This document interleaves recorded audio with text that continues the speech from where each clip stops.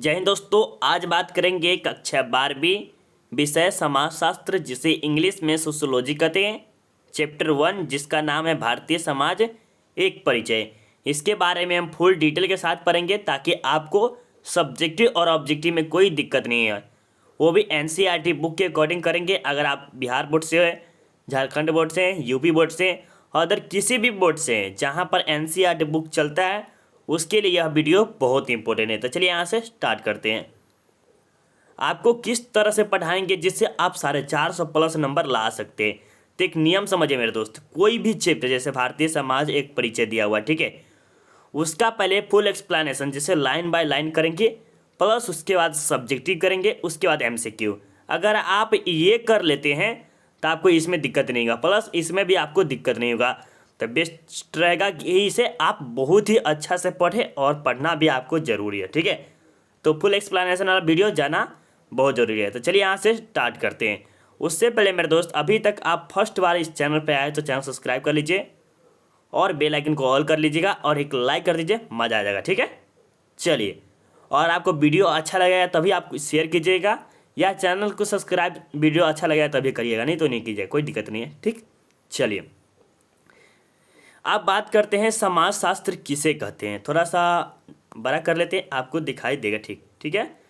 चलिए, यहाँ पर लिखा है समाजशास्त्र किसे कहते हैं, व्हाट इज सोशियोलॉजी। मतलब हम जानते, जैसे मान लीजिए सोशियोलॉजी पढ़ रहे या समाजशास्त्र पढ़ रहे, तो इसके बारे में मुझे जानकारी होना चाहिए कि हम क्यों पढ़ रहे, इसे हम क्यों पढ़ना चाहिए, इसके पढ़ने से हमें क्या ज्ञान मिल सकता है, इसके बारे में, ठीक है। चलिए, तो सबसे पहले जानिए यहाँ पर समाजशास्त्र, जिसका शाब्दिक अर्थ समाज का अध्ययन होता है। देखिए, समाजशास्त्र का अर्थ क्या होता है, जितने भी समाज में कार्यक्रम जो होते हैं उसका अध्ययन हम जो करते हैं उसे हम समाजशास्त्र कहते हैं, या दूसरे शब्द में कहते हैं समाज का विज्ञान होता है। क्या होता है, समाज का विज्ञान। समझ गए। सोशियोलॉजी अंग्रेजी भाषा के दो शब्दों से मिलकर बना है। ये जो सोशियोलॉजी जो दिख रहे हैं, सोशियोलॉजी का स्पेलिंग बहुत स्टूडेंट को नहीं आएगा, ठीक है। तो ये सोशियोलॉजी का स्पेलिंग आप याद कर लीजिएगा, क्योंकि आपको कभी भी कोई भी पूछ सकता है जिसका ये सब्जेक्ट है उसके लेकर है। तो सोशियोलॉजी अंग्रेजी भाषा के दो शब्दों से मिलकर बना है। सोशल जो लैटिन भाषा है और लोगस जो कि ग्रीक भाषा से लिया गया है। इन दोनों के मिलने से सोशियोलॉजी शब्द का विकास हुआ है, ठीक है। तो ये आपको समझ में आ गया। अगर आपको पूछा जाएगा समाजशास्त्र हम क्यों पढ़ते हैं, आपसे कोई 1 नंबर का पूछ लिया, 2 नंबर का पूछ लिया, तो आप क्या कहिएगा, समाजशास्त्र हम क्यों पढ़ते हैं। तो ऐसे कह सकते हैं समाज के बारे में हम अध्ययन करते हैं, इसीलिए हम समाजशास्त्र का पढ़ते हैं, ठीक है। तो इसे ही कह सकते हैं। चलिए, आप दूसरे शब्दों में कह सकते हैं समाज के बारे में जो शिक्षा दी जाती है उसको हम समाजशास्त्र कहते हैं। देखिए, समाज में जो भी चीज़ बताया जाता है, कुछ सिखाया जाता है, उसे हम क्या कहते हैं, समाजशास्त्र कहते हैं। मान लीजिए समाज में कभी झगड़ा उगड़ा होता है तो पंचायती होता है ना, तो वहाँ पर पूरा आदमी मिल के काम करता है। तो ये क्या है, एक प्रकार का शिक्षा दिया जा रहा है ना। लेकिन उसका शिक्षा क्या है और इसका बुक की शिक्षा क्या है, ये आगे चलेगा तब आपको और मजा आएगा, ठीक है। चलिए, ये समझ में आया कि नहीं है। देखिए, इतना अच्छे से समझा रहे हैं तो आपको समझ में आ जाना चाहिए, बट आप हमें समझाएंगे, आपको जब समझाए अच्छा लगा है कि नहीं लगा, आप हमें बताइए ज़रूर, ठीक है। चलिए, अब आगे चलते हैं। समाजशास्त्र के जनक या पिता या पितामह कोई भी कह सकते हैं। आपसे पूछा जैसा, who is the father of sociology, who is the father of sociology, मतलब कह रहा है कि समाजशास्त्र के पिता कौन हैं। 19वीं शताब्दी में समाजशास्त्र के जनक अगस्ट कॉम्टे, जिसका पूरा नाम, देखिए सबसे पहले आपको इतना ही पूछा जाएगा, कोई ज़्यादा बड़ा नहीं पूछा जाएगा। सबसे पहले कौन सी शताब्दी में, 19वीं शताब्दी में। कब थी, 19वीं शताब्दी में। समाजशास्त्र के पिता कौन है, तो अगस्त कॉम्टे, या तो जनक कह सकते या पिता कह सकते, ठीक है। जो कि कहाँ के थे, फ्रांस के थे। कहाँ के थे, फ्रांस के, ठीक है। देखिए जिसका पूरा नाम जो था, क्या नाम था, इंजीदोर मौरी अगस्ट फ्रांसवा होविये कॉम्टे, ठीक है। इतना बड़ा नाम है, इतना बार याद करना जरूरी नहीं है, बट आपको ये याद रखना है, ये ऑब्जेक्टिव में बहुत बार पूछा गया है और ये आपको आना है तो आना है, ठीक है। उनका जन्म दक्षिण पश्चिम फ्रांस में 1798 में हुआ था। किसका, अगस्ट कॉम्टे का, जो कि किसका है, समाजशास्त्र के पिता है, जिनका जन्म हुआ था 1798 से। कब क्या था, 19वीं शताब्दी में किया था, ठीक है। ये भी आपको याद हो गया, बहुत अच्छे। चलिए आगे चलते हैं। अब ये जो है ये इम्पोर्टेंट महत्वपूर्ण बोला है, important words of sociology. Sociology के कुछ ऐसे इम्पोर्टेंट वर्ड है जो आपको याद रखना हर हाल में है। या तो आपको एक और इम्पोर्टेंट बात बता सकते हैं कि अगर आप एक कॉपी खरीद लेते हैं जिसका सोशियोलॉजी का एक अलग कॉपी होना चाहिए, नोट बना लेते हैं और लाइन बाय लाइन बनाते चले तो आपको अच्छा रहेगा। ऐसे बनाते हैं तब आगे हम पढ़ाएंगे चैप्टर, अगर आप सबका सपोर्ट रहा तब, अगर आप इस वीडियो पर सपोर्ट करते हैं तब आगे हम जरूर बनाएंगे, ठीक है वीडियो। चलिए तो सबसे पहले बात करेंगे समाजशास्त्र सभी विषय से अलग है। देखिए समाजशास्त्र या हिस्ट्री, ज्योग्राफी, पॉलिटिकल साइंस, इन सभी विषय से क्या है अलग है, क्योंकि शुरू से ही हमें अपने गांव, समाज, विद्यालय औपचारिक या अनौपचारिक तरह से ज्ञान प्राप्त करते हैं, लेकिन बहुत सारा ज्ञान समाज के सुस्पष्ट पढ़ाई है।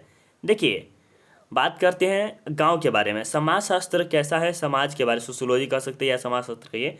देखिए ये जो ज्ञान है वो हमारे समाज में गांव, विद्यालय, समाज, इन सभी से शुरू हो जाता है, लेकिन हिस्ट्री, ज्योग्राफी, पॉलिटिकल आपको स्कूल से ही जाके प्राप्त करना पड़ता है, तो यही कहा जा रहा है, ठीक है। चलिए, और ये जो हम गांव और समाज में पढ़ाई करते हो सुस्पष्ट पढ़ाई नहीं होती, ठीक है।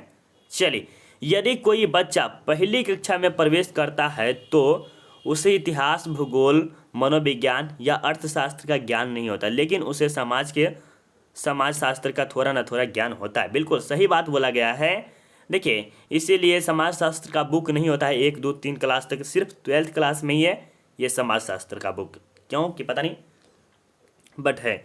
देखिए यदि कोई भी बच्चा, छोटा बच्चा एक जो जन्म लिया है और जिसका 5 साल एज हो गया, ठीक है, 5-6 साल की एज में ही लिया जाता है, जो कि इस इतिहास, भूगोल, मनोविज्ञान और अर्थशास्त्र का ज्ञान नहीं है, उसे नहीं ज्ञान है थोड़ा सा भी, लेकिन उसे समाजशास्त्र का थोड़ा ना थोड़ा ज्ञान रहता है। किसे? एक कक्षा पहली में प्रवेश जो करता है उसके लिए। ये भी याद हो गया, बहुत अच्छा। चलिए अब आगे चलते। समाज में पहले से ही या अपने आप प्राप्त किया गया सहज ज्ञान या सहज बोध समाजशास्त्र के लिए बाधक और सहायक भी है। देखिए जो समाज में हम ज्ञान प्राप्त करते हैं, कभी अच्छा प्राप्त करते हैं, कभी खराब करते हैं, तो ये बाधक मतलब खराब हो सकता है, सहायक मतलब अच्छा हो सकता है। कैसे? देखिए मान लीजिए समाज में आप कभी कभी अच्छा चीज़ सीख लेते हैं, कभी कभी क्या सीखते हैं, गंदा भी चीज़ सीखते हैं, कभी गाली देखें वो गाली भी सीख लेते हैं, तो ये क्या है, इंसान के लिए बाधक हो गया। और कोई अच्छा चीज़ रूल सीख लेती है हमारे सहायक हो गया, ठीक है, बहुत अच्छा। अब चलिए आगे चलते हैं। समाजशास्त्र हमें यह सिखाता है कि संसार में केवल अपने दृष्टि के अलावा लोगों के दृष्टिकोण से कैसे देखा जाता है यह बतलाता है। देखिए अब कहा जा रहा है समाज में जो रहते हैं, जो भी लोग रहते हैं संसार में, केवल अपने दृष्टि, जैसे मान लिया आप देख रहे हैं अपने दृष्टि से नहीं, दूसरे की दृष्टि से भी देखा जाता है। किसमें? समाजशास्त्र में। अगर आप गरीब है, जैसे एग्जाम्पल हम कुछ दे रहे हैं, जैसे गरीब है तो आप खुद से देखते हैं, कभी भी बड़े के देखिएगा, बड़ा आपके क्या सोचता है, नहीं सोचता है, ये भी देख सकते हैं दूसरे की दृष्टि से, ठीक है। मान लिया आप अच्छा काम से मुकाम चल रहे हैं, बहुत गरीबी से थे और अच्छा पर हो जाते हैं, अगर आप अपने से देखेंगे तो वो कुछ और बात होगा और कुछ और भी देखेगा दूसरे भी लोग, ठीक है। तो यही कहा जा रहा है इसमें।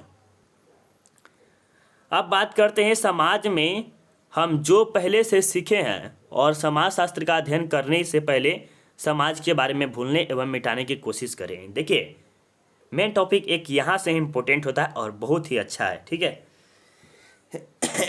जैसे मान लीजिए आप समाज में कोई भी चीज़ सीखे, अच्छी बात और बुरी बात, उससे मतलब कि यह तो पहले की बात है, लेकिन अगर आप समाजशास्त्र का अध्ययन करेंगे बहुत ही विस्तार रूप में, तो ये जो पहले जो बात आप सीखे थे ये सब आपको क्या होना, भूलना और मिटाना पड़ेगा आपके दिमाग से। कोशिश करें कि मिट जाए और अच्छी बात रहे, ठीक है। और ये हम आपको कहेंगे मेरे दोस्त, ये आप अपनी कॉपी में लिखिए, तब आपको मज़ा कुछ और ज़्यादा 100% मज़ा आएगा। अभी आपको 2 से 3% मज़ा आ रहा है, अगर आप कॉपी में लिखेंगे तो 100-200% आपको मज़ा आएगा, क्योंकि वीडियो बहुत अच्छा है और ऐसा समझाने वाला बहुत ही कम है, ठीक है। आपको समझा के दे रहे, अच्छी बात है ना। चलिए ये एनसीईआरटी बुक से ही है, कोई और बुक से नहीं है, ठीक है। एनसीईआरटी बुक से ही लिया गया, कोई दूसरा बुक से नहीं है, ठीक है। समाजशास्त्र में आप यह भी जान सकते हैं कि आपको दूसरे लोग किस तरह देखते हैं, इसे स्ववाचक या कभी कभी आत्मवाचक भी कहते हैं। देखिए इसके बारे में समझिए।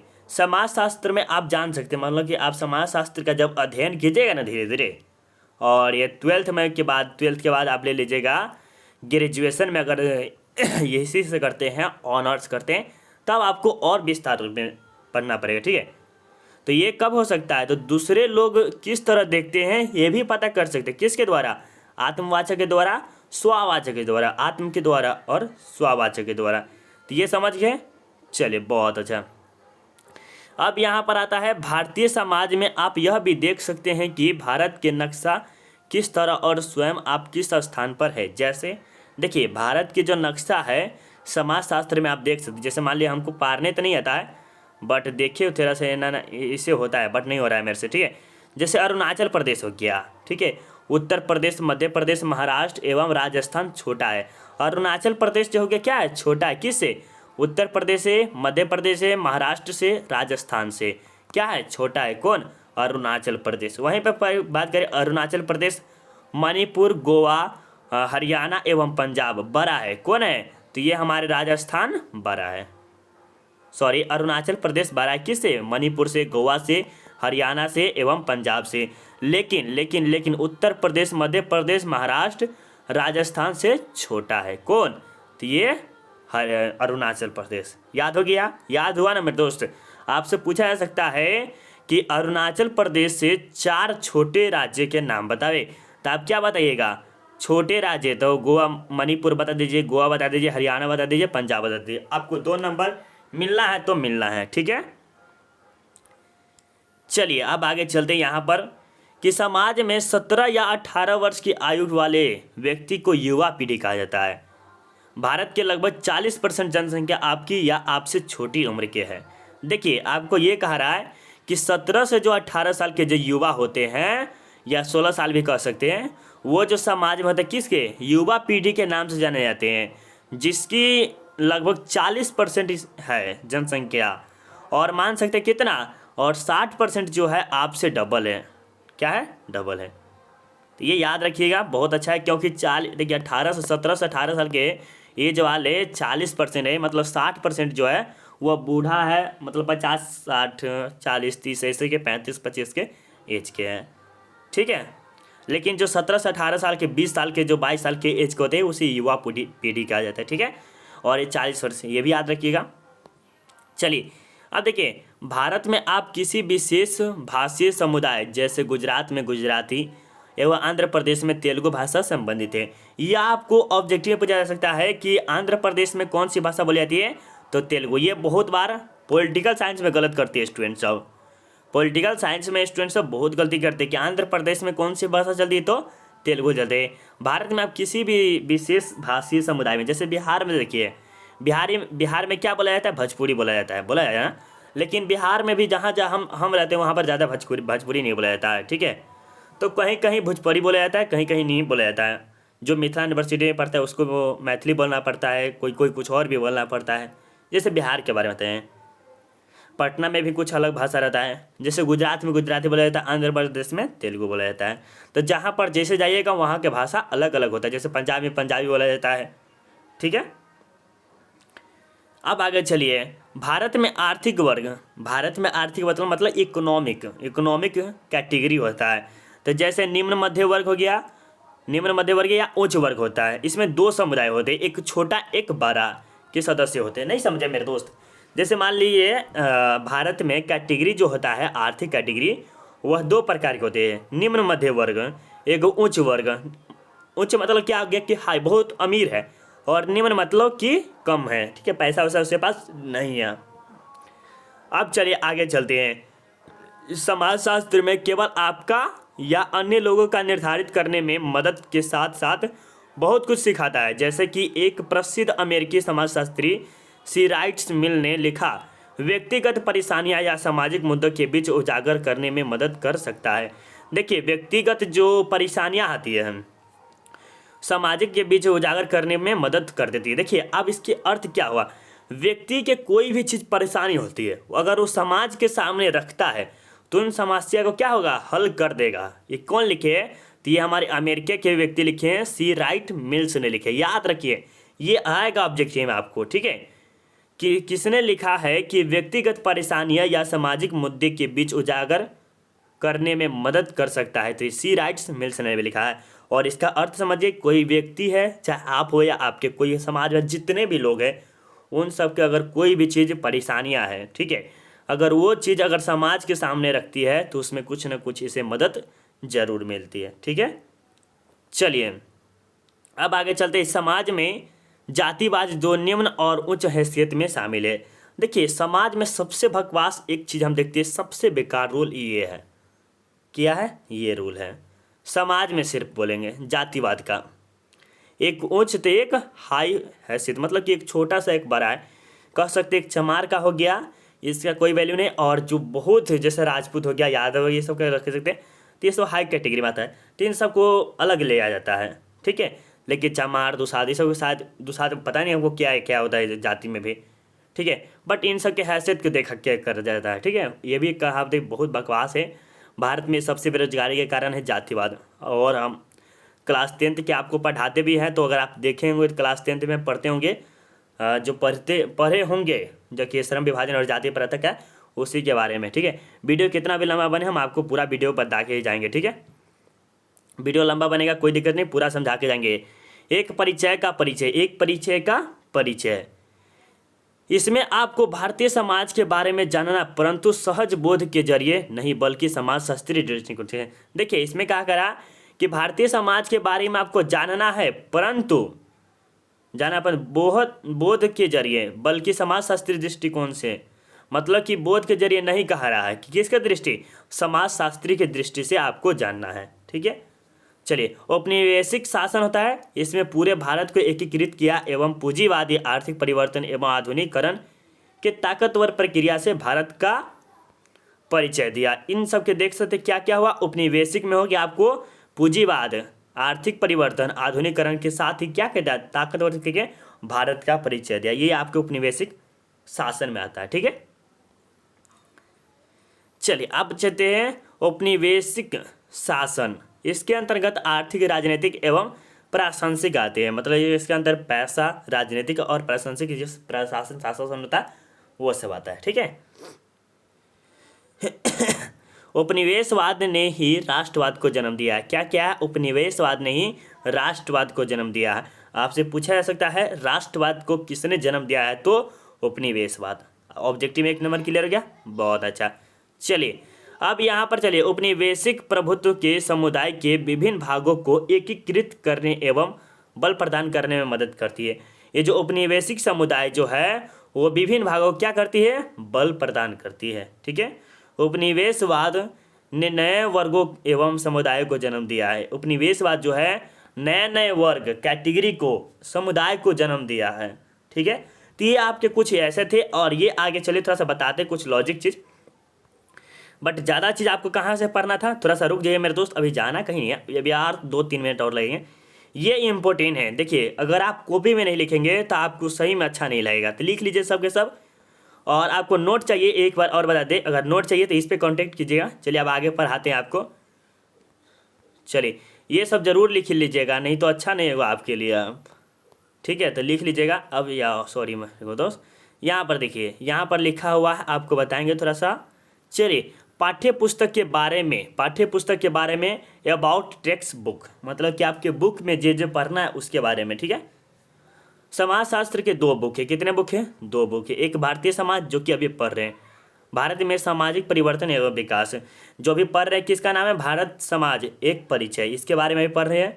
अब चलिए, हम जानते हैं कि भारत विश्व का दूसरा सबसे अधिक जनसंख्या वाला देश है एवं अनुमानित लगाया गया कि चीन को भी पीछे छोड़कर विश्व का सर्वाधिक जनसंख्या वाला देश बनने जाएगा। इसका अध्ययन चैप्टर 2 में करेंगे। ठीक है, समझिए, ये जो चीन है, देखिए कहाँ गया चीन, हाँ या चीन है, देखिए वह भारत है। ठीक है, विश्व का दूसरा जनसंख्या वाला है, फर्स्ट में चीन है, लेकिन अभी जो चल रहा है उसके बाद, जैसे 2023 में 30 में देख लीजिए, तो ये चीन को क्या करेगा, पीछे छोड़ देगा और विश्व के नंबर 1 बन जाएगा। किसा?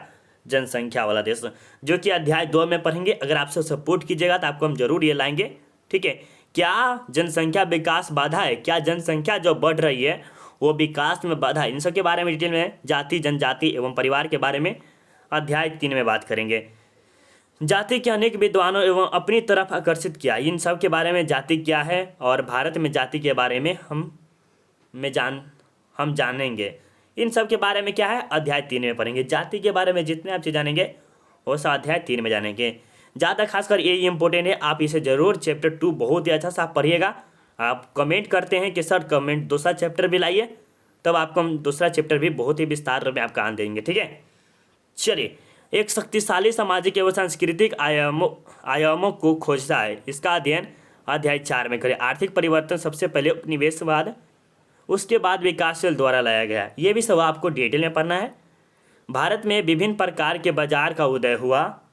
किस प्रकार भारत में जो है वह विभिन्न प्रकार के बाजार का उदय हुआ, वो कैसे हुआ, इन सब के बारे में हम बात करेंगे, ठीक है। विषमता एवं बहिष्कार को जाति, जनजाति, लिंग के समक्ष अध्याय 5 में देखेंगे, ठीक है। जाति, जनजाति, लिंग, लिंग मतलब स्त्री और पुरुष के बारे में बात करिए, ये अध्याय 5 में।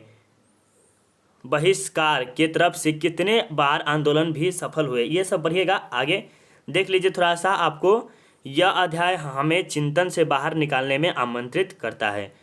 भारतीय समाज असीम विविधता से उत्पन्न कठिन चुनौतियों के बारे में बताएंगे, ठीक है। इन सब के बारे में आप देख लीजिए। अध्याय 7 तक आपको बहुत ही डिटेल के साथ पढ़ना है। और आपको ये PDF चाहिए टेलीग्राम पे, तो जाके जुड़ जाइए, जिसका लिंक आपको डिस्क्रिप्शन में मिलेगा। टेलीग्राम का जो आपको लिंक मिलेगा वहाँ पर मिलेगा, ठीक है। उससे पहले मेरे दोस्त, अगर आपको PDF चाहिए, ऑल सब्जेक्ट नोट्स कुछ भी चाहिए, तो आप एक बार इस पर कॉल कीजिए, आपको ज़रूर मिलेगा, ठीक है।